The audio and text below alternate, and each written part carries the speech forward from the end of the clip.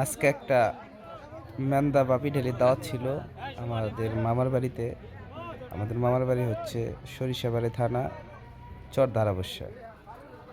তো আমি আর আমার ছোট ভাই রিফাত চলে গেলাম সেই মেন্দা ভাত খাওয়ার জন্য। আজকের দিনটা মোটামুটি মোটামুটি গরম ছিল, অনেক রোদ ছিল। সেই প্লেট হাতে নিয়ে বসে আছি, ভাত মেন্দার কোনো খবর নাই।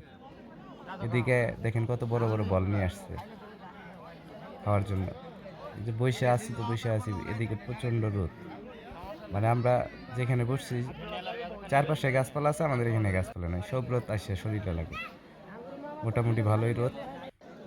বৈশা থাকতে থাকতে এক পর্যায়ে ভাত দিয়ে গেল।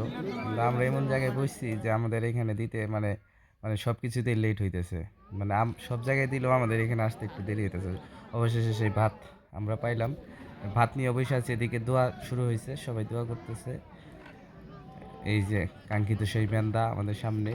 কিন্তু সামনে আসলে কি হবে, আমাদের আরও দেরি করতে হবে, কারণ ওই দিক দিয়ে ঘুরে আসতেও আরও 15-20 মিনিট লাগবে। আমরা 15-20 মিনিট অপেক্ষা করলাম। এদিকে এই বাচ্চাটা খাওয়া শুরু করে দিছে, আমরা দোয়া করতেছি, বাচ্চাটা খাইতেছে, অবশেষে আমাদেরও দিল। খাওয়া শেষ করে আমরা চলে আসলাম।